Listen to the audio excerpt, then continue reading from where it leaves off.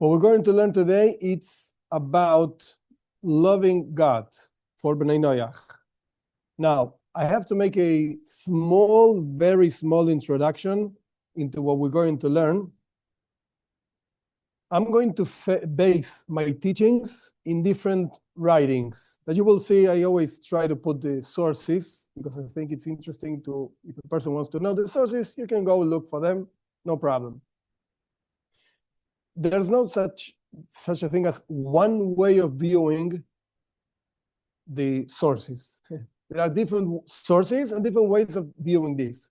I'll present to you two ways of viewing this. One is the one that I humbly think is the correct one, the proper one. And then I'm going to present to you a different one, which is not incorrect. Please don't misunderstand me. The truth is, comes from somebody that knows a lot more than me. So I cannot say it's incorrect. No way. Probably I'm incorrect and he is correct. But humbly, again, I feel that what I'm going to present to you first is actually the proper way to go about it. Don't expect flowers and roses and butterflies flying. No, expect something very technical. I'm sorry, that's my style. That's how I learn, and that's how I try to teach also. Because again, I think things have to be easy to look up. Don't just stay with what I say. Don't believe me. Look up the sources and check them. Definitely check them. It's an important thing to do. And that's going to help you go deeper and deeper into learning. Because, again, humbly speaking, I think there's a lot of information around in the internet, of course, for non-Jews that want to follow somehow the message of Judaism. But most, not all, but most of the information is very superficial, very quote unquote easy going and easy to learn and so on. But there's a very few information, really very few places that I found that go deep and really deep, like really deep Torah learning that the Jews are accustomed to and non-Jews are not accustomed to. Okay, there are not so many places and sources that show that, and that's what I'm going to try to do. At least try. Okay, let's go. Loving God. One more introduction that I forgot. Then I think it's very important also. I assume most of you, if not all, come from a Christian world. And in the Christian world, the love for God is like, actually, all you have to do is just love him. Love your fellow, love God, and that's it. It's fine. But I don't think, I might be wrong, definitely, because I'm not an expert in Christianity and I don't want to become one either. But I believe that nobody really understands what does it mean to love God? How does he express this love for God? Okay, I have to love God and my fellow. Okay, so let's suppose I love my fellow. And actually in Judaism, we connect the love for your fellow and the love for God, which is an interesting thing in itself. But in any case, what does it mean to love God? How do you come to that? How does it feel? Like if I tell you, okay, let's drink an ice cream. Let's take an ice cream. Okay. If you tell this to a person that has no idea, for whatever reason, a strange human being, doesn't know what an ice cream is, so he's going to ask you, what's an ice cream? Okay, wait a second. It's going to be cold. You know what cold is? Yeah. Okay, cold. And can be sweet. And whatever. You're going to describe what an ice cream is so that when the person actually has an ice cream, knows what to expect. And suddenly you give him a hot tea and say, this is an ice cream. I'm sorry, this is a hot tea. It's not an ice cream. You're not getting the proper sensations. You're not getting the proper thing. You don't know what an ice cream is. Okay, so having said that, in Judaism, we define love for God in many levels, deep levels sometimes.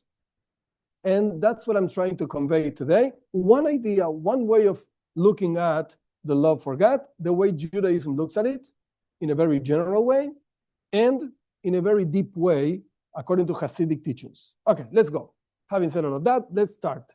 First of all, there's a mitzvah, there's a commandment that God gave the Jewish people, as we're going to learn in a minute, And the commandment is based on one verse in the Torah. The Torah says, you shall love God, your Lord, with all your heart, with all your soul, and with all your might. That's what the Torah says. Okay. What's the simple? And I stress this word because, again, along the class, we will see that there are many explanations to this. It's not so easy. But what's the simple explanation? So let's look at Rashi. Rabbi Shlomo Tzchaki, he lived in France, year 1000. He explains the most simple meaning of things, of the verses in the Torah.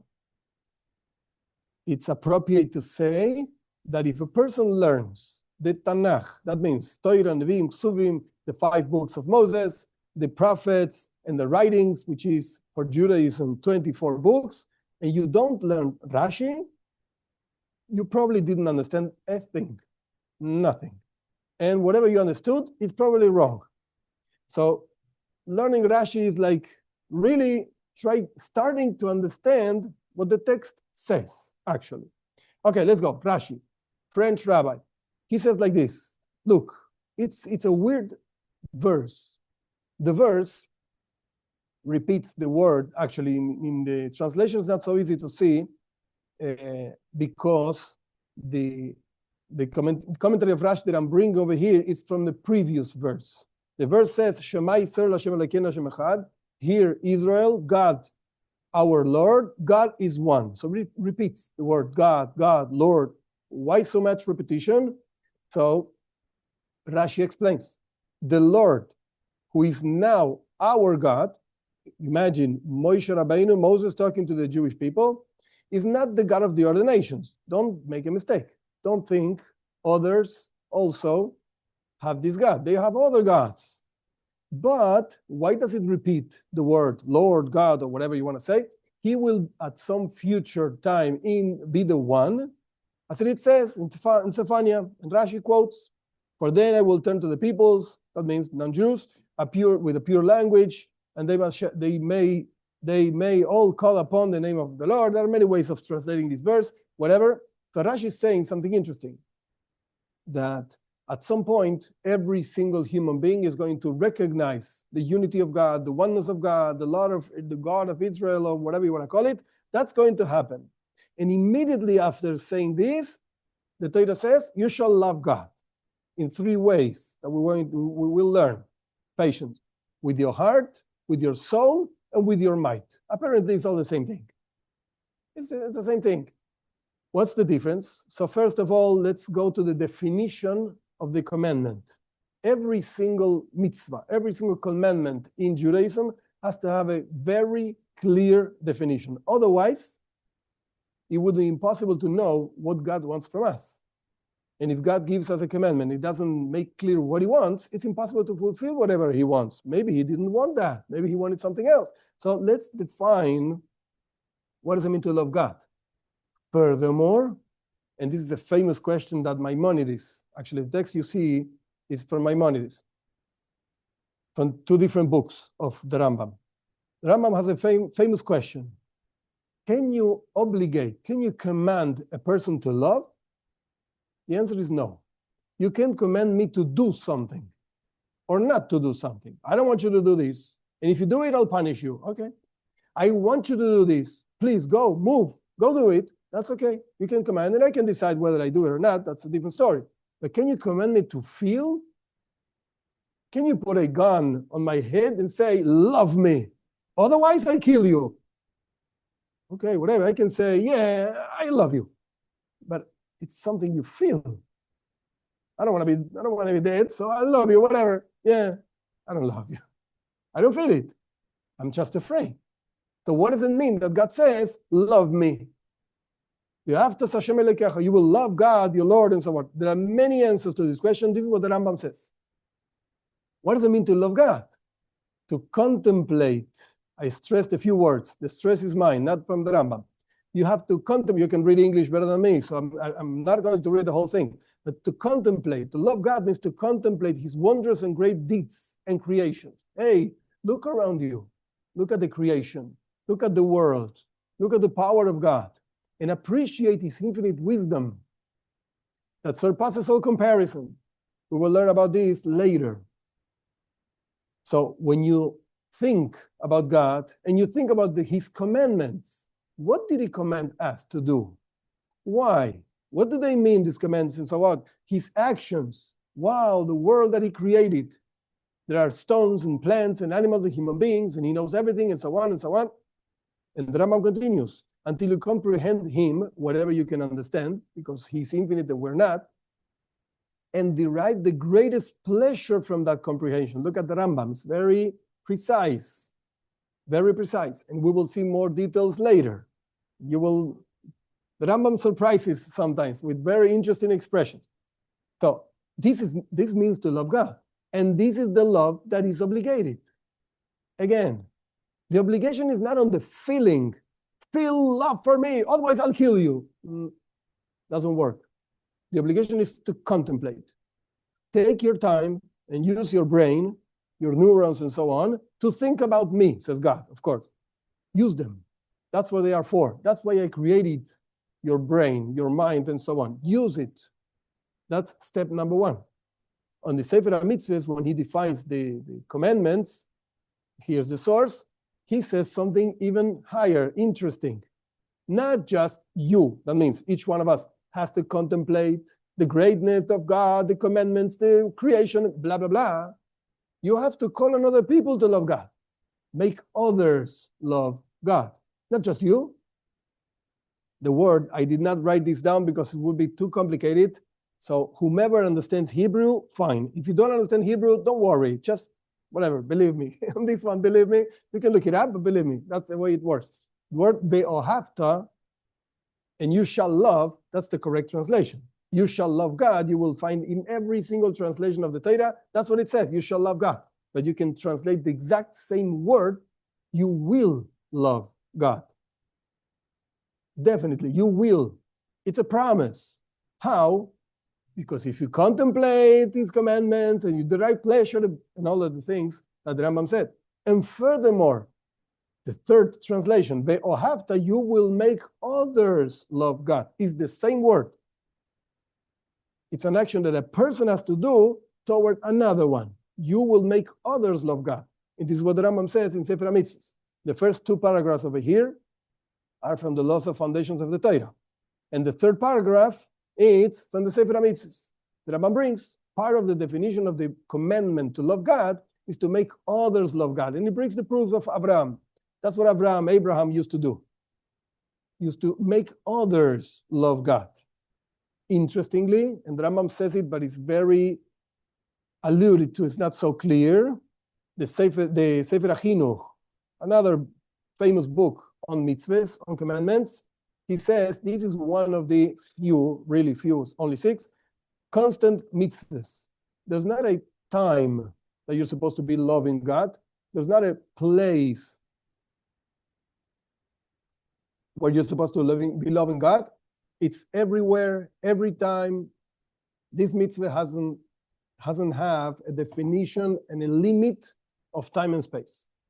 Okay, that's the definition of the commandment. Very nice. What about Bnei Noach? Because we know the Torah has 613 commandments for Jews and 7 commandments for non-Jews. The Talmud says this clearly, the Rambam brings it also, and we know also, this is brought down clearly in Sefer HaChinuch also, in the Mitzvah 416, the idea of ramifications, derivatives of all the 7 commandments. Okay, is the love for God a commandment? I stress this word, commandment, obligation for non-Jews? The answer is no. And over here, even though it's 2 sources, it's actually 3 rabbis, so to speak. One is the Ran, Rabbeinu Nissim of Gerandi in Spain. The second is Ramban, also in Spain, and Minchas Chinuch in Turkey. They all bring down the idea that non-Jews are not obligated to love God. And when I'm saying this, I again stress the word obligated. What I'm trying to say is, you're not forbidden to love God. No way. Of course you can do that, and we can learn from Abraham, and we can whatever. But you're not obligated to love God, which is not the case, interestingly, even though the class for today, the subject of today's class is not that, but you are obligated as a non-Jew to fear God. Whatever that means, okay? We can discuss this. What does it mean to fear God? Oh, and whatever it means. But loving God is not an obligation, interestingly. Now, we saw and we learned the words of the Rambam talking about Avram. Avram Avinu, our forefather, used to make others love God. And God himself, he appreciated that so much. And he gave him so much reward for that, and he loved him and so on. However, we cannot learn from the behaviors, I stress this word, of the forefathers, commandments. Two different things. One thing is a commandment. God saying, you will not kill. Okay, that's a commandment, like it or not. God saying, you have to fear me. That's a positive commandment. Did not kill is a negative commandment. Don't do this. Fear me, it's a positive commandment. You have to go do this. Why is it not in the list of 7 commandments? The list of 7 commandments is just things you're not supposed to be doing. Negative commandments. But there are others. Some other places in the Talmud says 30 commandments, whatever. People discuss what are the 30 commandments. Rashi says, I don't know what he's talking about. Really, literally, in his commentary to the Talmud says, I don't know what the 30 commandments are. But whatever, other authorities bring down different options. But the point is that there are positive, good commandments of go do things for non-Jews also, even though we don't know exactly what the list is. It's not that I don't know. We don't know. The rabbis don't know. It's not brought down in the Talmud. And each one has his own opinions and so on. But again, loving God is one of the, it's not one of the list. It's not one of them. However, it's something you have to go and do. All right? But again, we cannot learn a good behavior from a good behavior of the forefathers, a mitzvah, a commandment that you would be obligated to contemplate, as we defined before, what the loving God is. Actually, the commandment for the Jews is on the contemplation. And for the non-Jews, there's no commandment. You want to love God? Okay, I just told you what you have to do. What you have to do: contemplate and think and look around. That's fine, as we're going to learn later also. But you're not obligated to do that. Interestingly, the Rebbe also doesn't bring, as far as I know, in any place that a non-Jew should love God. The Rebbe, the Lubavitcher Rebbe, spent hours and hours, hundreds, I would say, of hours, explaining things of the Torah for non-Jews. What they have to do, what they don't have to do, many, many, many ideas. And there's one of them, I just brought down one idea only, where the Rebbe says clearly, non-Jews have to contemplate on God, they have to have faith on God, they have to pray to God. These are all derivatives of not doing idolatry, but the Rebbe doesn't bring love for God. Of course, you could argue very easily, and you should, contemplating God means to love God. You just define that. The Rambam said that. You have to contemplate God, and that means to love God. Yes, you could say that, but the Rebbe didn't say the word love. And the Rambam does say it. If you look clearly in his words, he says, yeah, how's the way, the path to attain love and fear? You have to contemplate, whatever, blah, blah, blah. But the Rebbe didn't use the word love. Does it mean that the Rebbe holds you're not supposed, as an obligation, to love God? I don't know. I'm not a Rebbe, I'm not the Rebbe, and I cannot say, the Rebbe says, I don't know. If the Rebbe says something clearly, I can share it with you. The Rebbe says this and whatever. But if the Rebbe did not say something, I cannot assume that he holds in such way or such other way. No, that's not for me to decide. But again, the Rebbe did not mention love. The Rebbe mentioned contemplate on God. Yes, it is an obligation, faith and prayer. Okay. Besides the idea of fear, which again is not the subject of the class, but that's another thing. The Talmud itself says a person has to have fear for God. Now, how do you actually do this? Okay, the rabbi said contemplate. Contemplate on what? Think about what? How do you do it?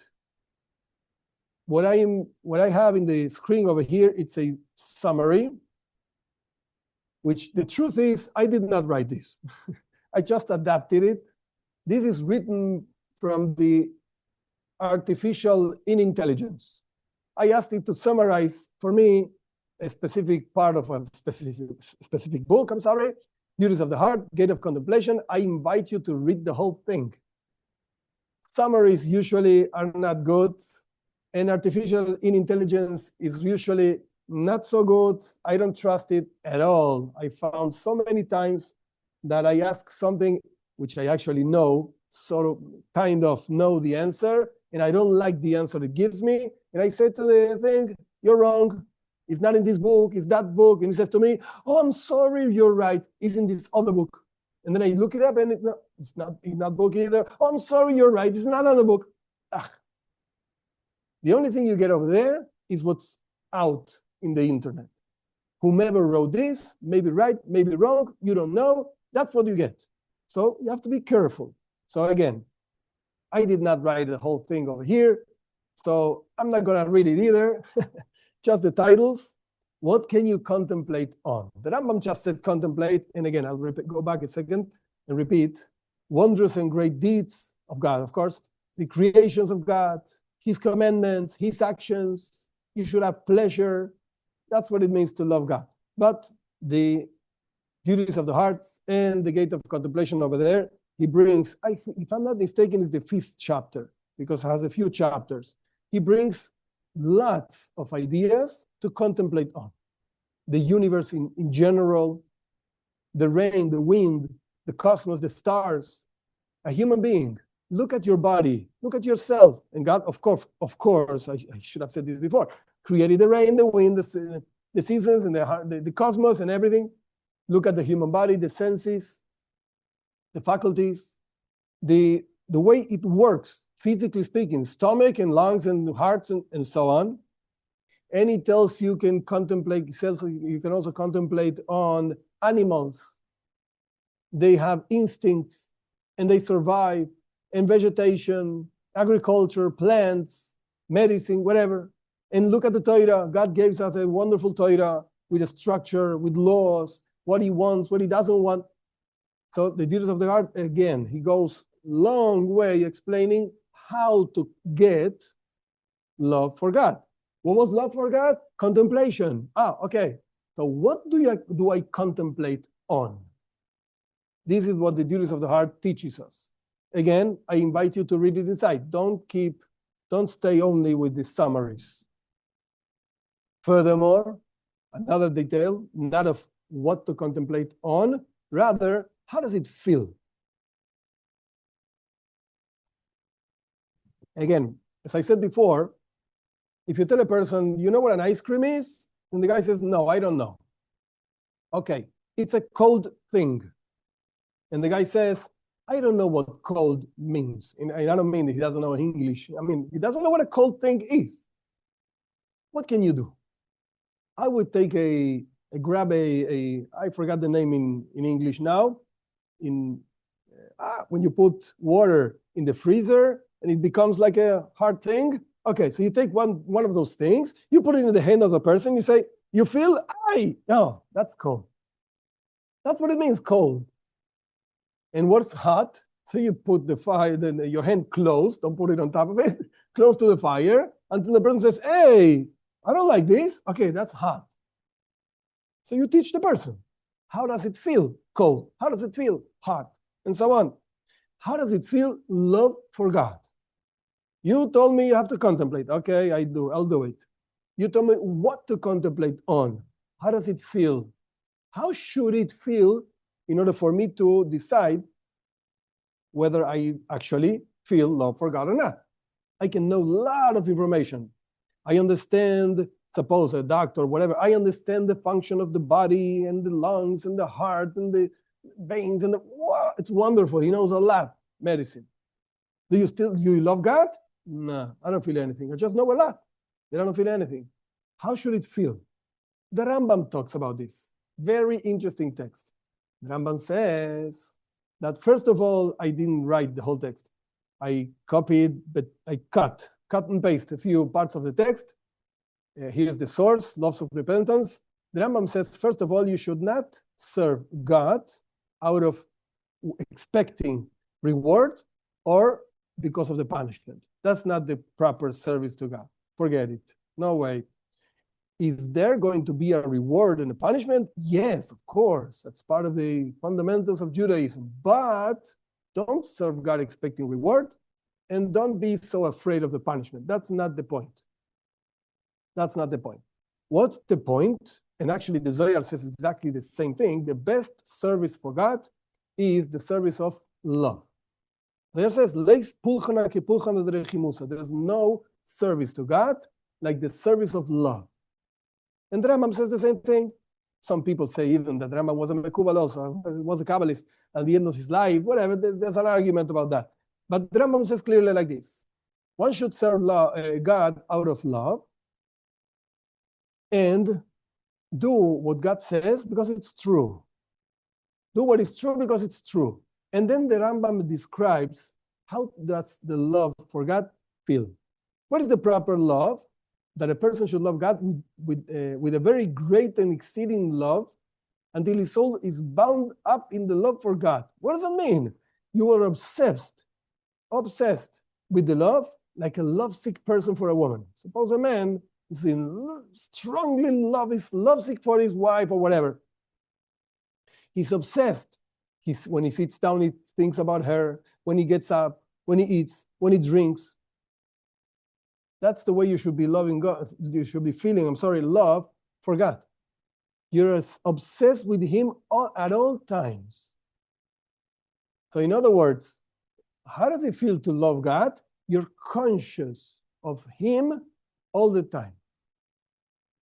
And again, in the words of the Rambam, when you sit, when you wake up, when you eat, when you drink, when you sleep, there's not a moment in life. And this is what is called generally avoida, service, work. There's not a moment in life that a person does not think about God, that is not conscious of God. Of course, you have to think about other things also in life, because you have to pay the bills and you have to run your house and so on. But always, like in the back of the mind, God. That's how it feels, so to speak, to love God. And it has to be like a burning fire feeling. Don't misunderstand me. It doesn't mean what I'm saying. It doesn't mean that I'm the one feeling that. Yeah, maybe once in a lifetime. I don't know. But in any case, at least we know what we should be aiming for. Yeah, you should be pointing towards that. Am I there? No. Okay, but I can still teach you what's the direction to go. Certainly. Okay, this is what the Rambam says. And this I'm going to read because it's so small and powerful.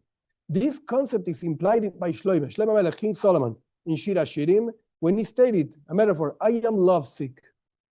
The whole Song of Songs is the relationship between a man and a wife and a woman. And it's very romantic and whatever. I'm not going to say what it says over there. You can go and read it. But the totality of Shir HaShirim is a parable describing this love. This is the powerful line. He's not talking about a man and a woman. Come on, Shlomo Melech, King Solomon didn't have anything better to do. Like, his lips are so red. What are you talking about? Who cares? The color of the skin was, your skin. Who cares about that? No, wait a second. It's describing how a person should love God and how God loves you. That's what he's talking about. Okay, so now we know at least what we should be aiming for into what to feel. We know already how to get over there. I mean, we know what we have to do, contemplate. We know on what to contemplate. And now we know how it feels. And the question now is, where does it feel? Where in your body you should be like excited for godliness? This is a part of a teaching, of a Hasidic teaching by the previous Rebbe. That the Rebbe wrote down in a very small in quantity, very huge in quality book called Ayom Yom. So the Rebbe writes, the previous Rebbe said, and the Rebbe writes it down. I'm not going to explain all the details, but there's a mitzvah called tefillin in the Torah for the Jews, not for non-Jews. Definitely not. And even if a non-Jew chooses to do a mitzvah of the Jews, which the Rambam allows, other authorities don't, whatever, the Rambam allows. And the Radbaz says clearly, one of the commentaries on the Rambam, tefillin, no, please. That's what it says regarding non-Jews doing mitzvahs of Jews. Very interesting. Other mitzvahs, yeah, you have to talk to a rabbi, but whatever. Tefillin is not a mitzvah, but the text talks about tefillin. Just as a person feels a black box in your arm, and you feel a black box in your head, sometimes it's a heavy one, sometimes it's great, it's big or smaller, whatever. Just as you feel it in your body, you should be feeling love and fear for God in your body, literally. How? The degree of fulfillment of these mitzvahs, today we're talking about love, but it also applies to fear, is that the bodily sensation, the very flesh of the heart actually feels. Just as when you're excited because you're doing something new, because you're meeting somebody new, and so on. For example, when one meets a truly devoted friend, you really love this person, and you're excited. Your heart is beating, stronger, and you can feel yourself excited. That's how you should feel for God. Again, don't think I'm the example for this. No, but at least again, we know what to aim for. Now we know where it feels in the heart. You should feel something in your chest, like, oh, I'm excited. Yeah, that's the way love for God feels. I did not include it over here, but if a person asks, okay, what's the result? What comes out of that? I know what, how it feels. So what happens when you feel this? In different places in Hasidus, it's brought down in Hasidic teachings that the immediate result is service for God. When I do things in my life, I will decide to do the things that actually express this love for God. Just as when you do something for somebody else. And sometimes, and anyone married can actually testify to this, sometimes whatever your wife asks you to do things you don't like, but you do them anyway. Yeah, but I don't like this. I don't want to wash dishes. Yeah, but I'm going to wash the dishes anyway. Why? Because otherwise she does it. And I wanted to rest, whatever. I love her, so I'm going to wash the dishes. Do you feel like, let's be simple, so to speak, do you feel a burning desire in your heart and it's beating so strong to wash the dishes? I don't think so, but whatever. There's still love. So I'm going to wash the dishes. There's a result. Of course, if a person is feeling all of this that we mentioned before, the very flesh of the heart actually feels something. Wow. You're going to go running to do whatever God wants from you and to refrain from doing whatever God does not want from you. Definitely. And you're going to be so happy that you did this, like the Rambam says, it's a famous expression. I'm going back a second. Where is it? You do what is true because it is true. You don't even understand why you're doing this. It doesn't really matter. It doesn't really matter. As discussed in other classes, that a smart person does not serve God because he understands, I don't have to kill, I don't have to steal. No. That's not called a smart person to the Rambam, for the Rambam, in the Laws of Kings at the end. Rather, a smart person is, you do what is true because it's true. Yeah. When your brain is imbued, is full of fear for God, understanding of godliness, whatever you can understand, and so on. So, okay, now, what did we see? How to get love for God? What is love for God? Contemplation, meditation. On what? On the whole universe, on your body, in the things around you, and so on. How does it feel? You should be excited. Definitely lovesick. And where does it feel in the body? In your heart, in your chest. Now, let's go back a little bit to the verse that started all this whole thing. The verse says there are three ways of loving God: with all your heart, with all your soul, and with all your might. Now, these three things, believe me, are so much discussed in Hasidic thought. It would be impossible for me to tell you everything that is written. Point number one, I don't know everything. And point number two, it's so much that it would be impossible to put it into a class. So I just chose very general and few ideas. You have the sources over here from two Hasidic discourses, and maybe I'm going to read a few parts of one of them, very, very, very few parts, and from the Talmud itself. Now, what does it mean to love God with all your heart? When you look at the Torah itself, the Torah is written in a very precise way. Every single letter, it's important in itself. In the Torah, in Hebrew, in the Holy Language, you say, your heart, libcho. That's the way you say it, libcho. But and you actually you write it, with three letters, lamed, beis, cho, libcho. Okay. But the Torah doesn't say that. The Torah says, levavcho. Lamed, beis repeats a letter, beis, and then says cho, levavcho. And it sounds weird because it's not the right way of saying it.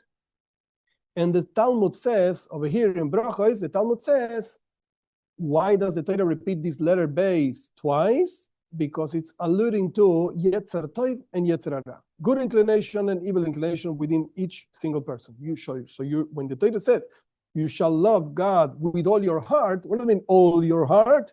The right part, the left part, as it brought down in many places. In the Torah, the right part alludes to the good part, the left part alludes to the evil part. Both should love God. What does it mean in simple terms, at least the simplest it can get, where I can say it? You have to meditate on something very specific.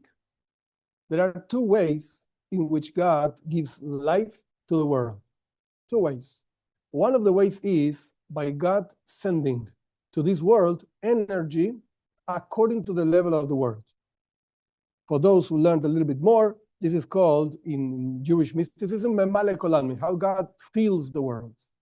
So when you meditate in the life of God, that feels actually the world, and you contemplate, as we mentioned before, look at the stones, the plants, the body, and so on. And this is just another layer of deepness into the same things that the Judaism of the hearts said before. I'm just saying the same thing, but in a much deeper way. Don't remain in the level of the lungs. Oh, the lungs breathe and the heart pumps and so on. Wait a second. What's behind that? There's godliness behind that. What do you mean, godliness? Yeah. There's a godly life energy into the heart, into the lungs, into the stones, into the plants, everywhere. There's the word of God, like the second part of Tanya teaches. There's the word of God giving life to every single creature in the world. So when you meditate on that, this causes, so to speak, the brain, let's call it animal soul, but the point over here is not so much what does it mean, animal soul, not animal. I'm not focusing on this right now. That's a different class. The point over here is human intellect. The brain can understand the goodness of God. And that's what it means to love God with all your heart.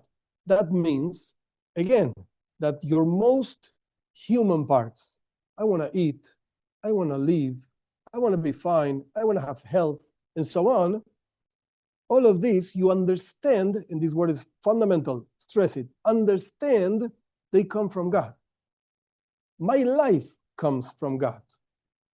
I'm alive because I have a godly spark inside of me.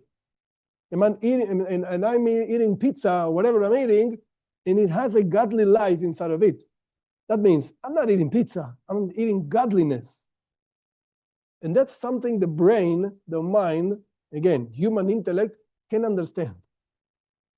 And definitely, we can appreciate, as we mentioned before, from the duties of the hearts. And again, I'm just saying what's behind what he says, not a different idea. The same thing he says, but what's behind it, what's deeper inside of it. That for different reasons, he didn't talk about that because it wasn't a knowledge so spread out by his times, year 1000. But the point is that when the human intellect understands the beauty of godliness, the power of godliness, what's behind the physical world, then you come to love God. That means that your evil part also wants godliness. But why? This would be a very, very subtle, different explanation. It's the same thing, but it's very subtly different. It's like a selfish love. I'm sorry. Why? Because I love God, because I understand the greatness of God, and I understand how good it is for me, after all. It's for me. Yeah, the pizza I'm eating, it's very tasty. And yeah, there's godliness behind the pizza. Wow, Baruch Hashem, God creates very tasty pizza. Thank you. And you eat it, which is okay, because you're not an animal eating something. You're a human being understanding the goodness, the greatness, the beauty of godliness, and you're enjoying it. Definitely. You're even having pleasure, like the Rambam said before, pleasure in understanding godliness. But at the end of the world, at the end of the line, so to speak, it is still something selfish. It's for me. It's a benefit for me. I enjoy it. This is something available for Jews and for non-Jews, definitely. Every single human being that has a brain can think about these ideas and can develop and nurture love for God in the heart. And the heart is going to pump and beat strongly, and all the things that we mentioned before definitely apply to everything that belongs to all your heart. Your good part, of course, by nature loves God, because God is good, complete goodness. So your good parts love God by nature, and your evil parts can learn to love God. But you're going to have to work. What's the work? Again, go back, contemplation, understanding, look at the world, as we mentioned before. That's your work for each one of us. If you don't feel anything, probably you didn't do enough work. Probably. Or enough times, repeated times. Not just once in my life. Yeah, I thought about God. He's a great guy. That's it. No. You're going to have to do it every single day. Every single day. The Rambam says, interestingly, it's not the subject of the class today, but he mentions that prayer, it's a everyday exercise. We're supposed to pray to God every day. And a person might think, wait a second, sometimes I have things to ask, and sometimes I just don't. Why should I pray if I don't have anything to ask? And the answer is because prayer itself is a work in your heart, with your heart, to make it what? Feel love for God. And fear also, of course, but feel love for God. That's today's subject. So prayer is one of those times that you're supposed to be working on yourself, working on improving your attributes, your qualities, and developing love for God. How? Think about God. And if you ask me, give me something like concrete, go read Psalm 104, if I'm not mistaken, 3 or 4, talk directly about the greatness of God and the creations. From 145 to the end of the Psalms, all talk about great deeds that God does and did in the creation and so on. Read it. Stay upon them, like look at them, understand them. It's not just blah, blah, blah, blah. I finished, next. No, next, nothing. Take your time. Take one verse. God gives food for all the creations. Okay. Does it give you food? How? How do you see that? How do you feel it? Is it important for you? Like, stop and think, and that's the exercise. That's what the prayer is supposed to be doing, being by one working in himself. And that's what actually develops love for God. Details, and more details. And you will see this in the Deers of the Heart that I invited you to read before, the Gates of Contemplation. Details, and more details. Sometimes it's like too many, but whatever. That's helping the person to actually develop love for God. Okay, that's all your heart. Next idea, all your soul. What does it mean to love God with all your soul? If you already love God with all your heart, what is there? What else can you add to that? There's more. not only you can contemplate, and one thing doesn't take out the other, it's like three different things. So you're supposed to be doing all of them. So what else can you be thinking about? Not just how God fills the world, but also how God transcends the world. He's way beyond the world. And whatever livelihood of godliness that is filling the world is just a reflection of godliness. It's not really something that has a concrete thing and powerful and important. No, it's really so small, so insignificant. Our sages say, for instance, that the whole creation, God did it with just two letters. Letter Hey, he created this world. Letter Yud, he created the world to come. It's a famous teaching of our sages. And when you start thinking about it and contemplating on that, wait a second, the whole world that we call the greatness of God, because our sages say, what's the greatness of God? Look at creation. So again, we look at the creation and say, wow, God is great. You know what? That which we call the greatness of God, for him is humility, is humbleness. Wait a second, I'm just saying it a letter, hey, and that's what you call greatness? Oh, you don't know what my greatness is. Yeah, you're right. We don't understand the greatness of God. We think that the creation shows the greatness of God. Yeah, but that's just a small act.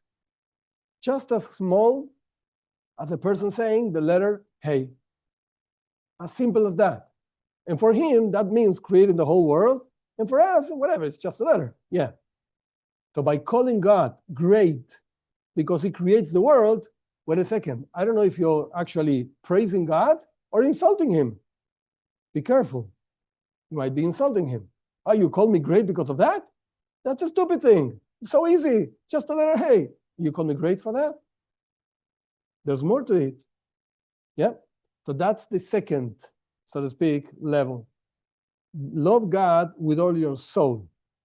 Just as the soul is something, so to speak, hidden, it's not so easy to see it, we can feel it, we don't see it. The same thing happens with this energy of God, so to speak, that transcends the world. Now, careful with these two explanations over here. Let's read them together. The animal soul, which would be, again, human intellect, what's the result of this feeling of insignificance? Everything is so small and so insignificant in front of God. That generates a feeling of, I want to leave this world. In the previous level, with all your heart, the heart is so happy. I'm so happy to be here. To be an emissary of God, I can fill the world with godliness, and everywhere I see God is there, and I see it, and I understand it, and I feel it. That's fine. You're here, and you want to stay here because that's where God put you, and you enjoy the world with godliness. In this second level, with all your soul, it's a completely different result. The result is, wait a second, if every single thing around me is nothing, insignificant, I don't want to be here. I don't need this. Before, I was enjoying pizza. Wow, yeah, the godliness inside the pizza. Yeah, right now, I don't want pizza. What's pizza? What do you mean? It's just a small part of a small part of a small part and infinite repetitions of a small part of the letter Hey of God. That's nothing. Pizza doesn't exist. I just want to be with God. That's what a person might get when you really contemplate on how the whole creation is insignificant in front of God. This level is completely available for Jews and for non-Jews. Why? Because also human intellect, which in this case applies, of course, to non-Jews also, human intellect can understand that there's something that transcends the world. Even though we don't understand what it is and how it is, but we can understand that there's something higher, just as every single human being can understand that there are things that are higher than me that I don't get. Okay, that's fine. A normal human being understands that he doesn't understand. The guy that thinks everything, he knows everything and is proud because he knows everything, we know that he doesn't know anything. certainly, because he thinks he knows everything. Okay, forget it. So a human being understands that there's something that transcends. That's available for Jews and non-Jews also. However, there's a deeper explanation to this same level. Before, in the previous level, we were saying that the animal soul learns to love God, but it's a selfish God, a selfish love, a selfish love. Because after all, I just love it because it's good for me. In this second level, the animal soul completely gets lost, has no power at all. You don't exist, forget it. It's just a godly spark inside of a person, loving God because of nature. The nature of the godly spark inside of each single person, that nature is to love God. And the animal soul, now the nature of the animal soul is to love pizza. Because of the pizza, not because of the godliness, whatever, we have to teach it. But by nature, it just loves food because of food. That's all. So when the godly soul, which is something that the Jews have inside of them, and not necessarily non-Jews have. If you learn the second chapter of Tanya, the first one and the second one, you will see what the Alter Rebbe, the founder of Chabad movement, talks about, which is not the case right now to explain the whole thing because it would be too long. But the point is that there's a spark of godliness that a Jew has inside of him that the non-Jew doesn't have. So therefore, another explanation of this second level of loving God is that the spark of godliness within the Jew overpowers completely the physical and animal soul inside of him, and therefore there's only one soul. That's why nafshecho, it's in singular. Levavecha, that we mentioned before, your heart, sounds strange. Yeah, we explained the good part, the evil part. Yeah, but nafshecho, it's in singular. Hearts, it's in plural in the previous level, and soul, nafshecha, is in singular. There's only one soul loving here, which is the godly spark inside of the Jew that by nature loves godliness. Okay, that's the second level. Why is this level better than the other one? Because in the previous level, even though we involve the animal soul also and the human intellect also and so on, however, the godly soul cannot express and feel its true love as it really is, because it has to be involved with the pizza. Yeah, okay, let's eat pizza. And let's talk about the godliness within the pizza. And the godly soul doesn't understand what pizza is. But okay, I have to go and talk about this also. So the animal soul understands. In this level, the second one, with all your soul, the divine soul, so to speak, spark inside the Jew, what do you mean pizza? Nothing exists, just godliness.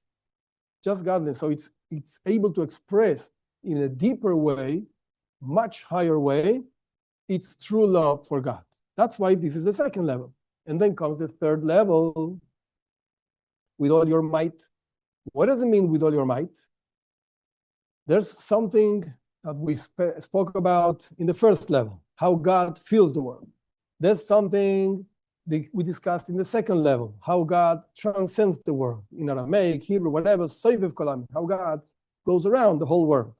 But then there's something else called the essence of God, which is way beyond how he fills the world or how he transcends the world. Completely beyond the world. Who told you he even has a relationship with this? Not at all. Not at all. So, in the previous level, the godly soul is loving God. Yeah, very nice. But after all, it's just its nature. It wants to love God. It wants to go get connected to God again. But since its nature is that, there's no avoida, there's no work actually that it did. It's just expressing its nature. And there's something deeper to that. There's something deeper, which is a love for God that it doesn't come from your nature, your involvement in, it comes from God. It's something that doesn't depend on a person. It depends on God creating you in such and such way. And therefore, it's a deeper level. It's a deeper level. Because you, a person, is not even involved in this. It all depends on God. If he, so to speak, calls you or doesn't call you, if he created you this way or that way, it depends on him. So that's the deepest level of loving God with all your might, with all your being. That's what you are. But even beyond your own nature, not that you are expressing what you are. No. Is God making you this way?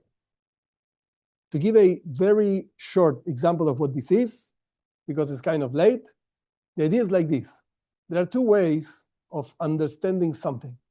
One way is you hear about it, and another way is you see it.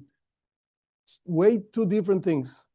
When you listen to something and you learn something because somebody told you and whatever, or you learned and so on, you heard about it, and hearing means also reading.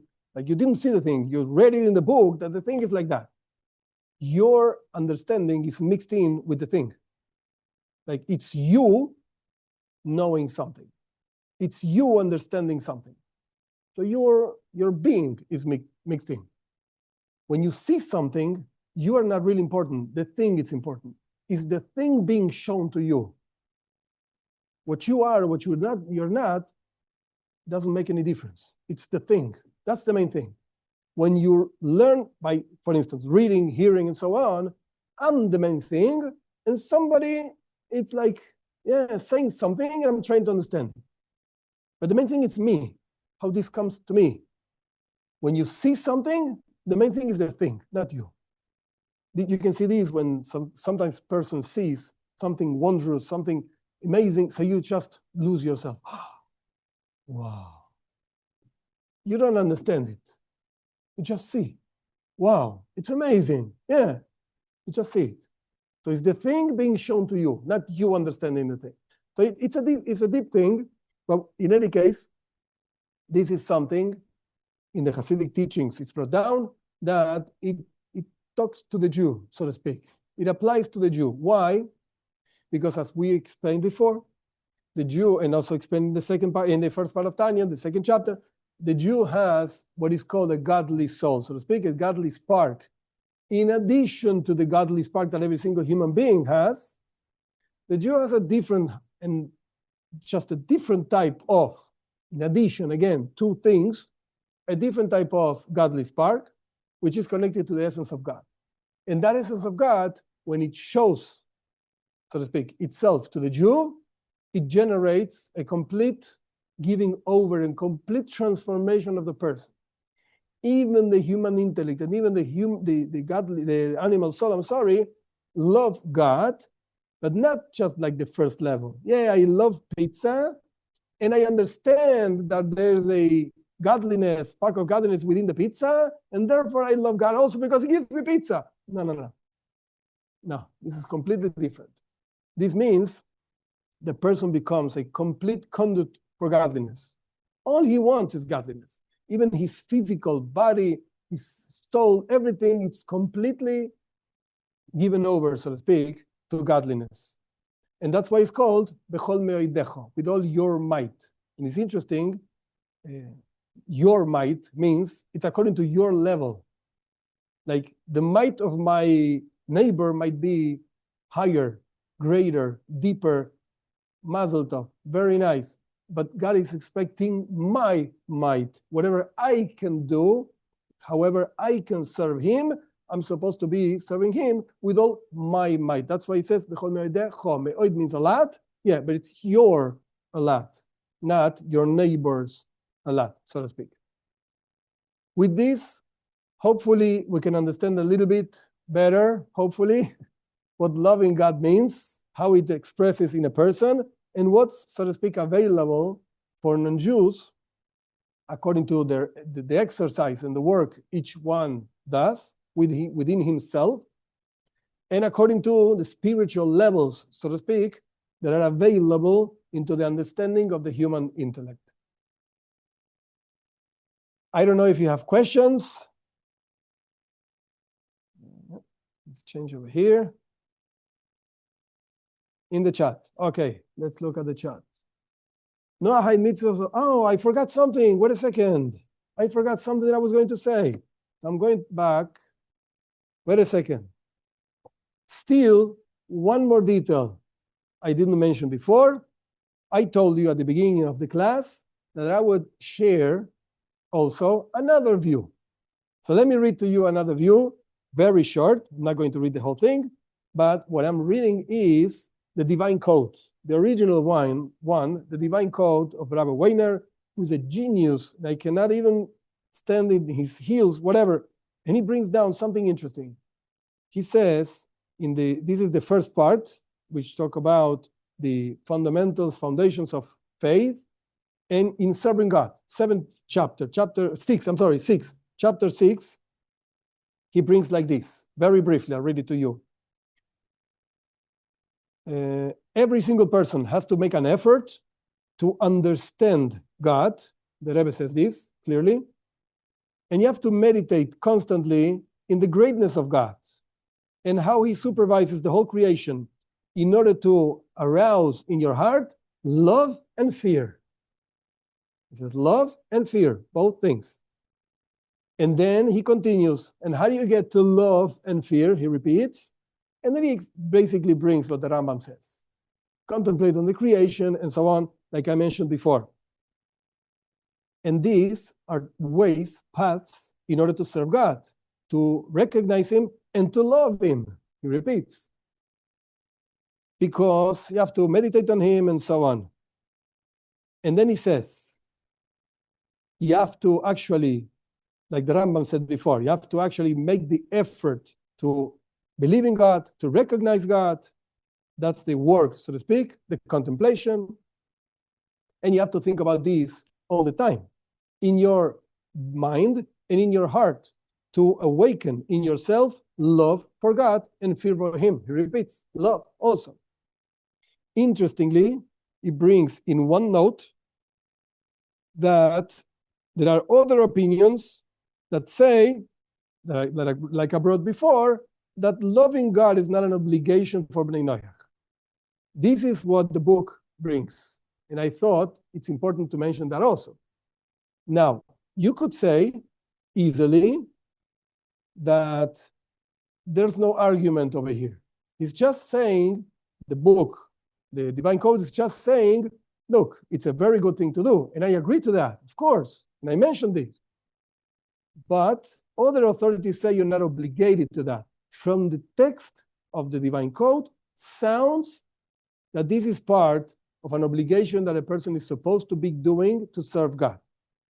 So just in summary, the Divine Code will tell you, yes, you're obligated to do the effort to love God. How do you do that?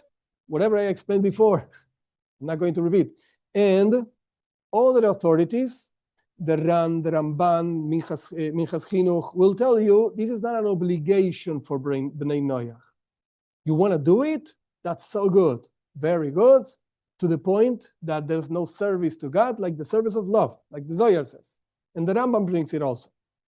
But are you obligated? No, you're not obligated.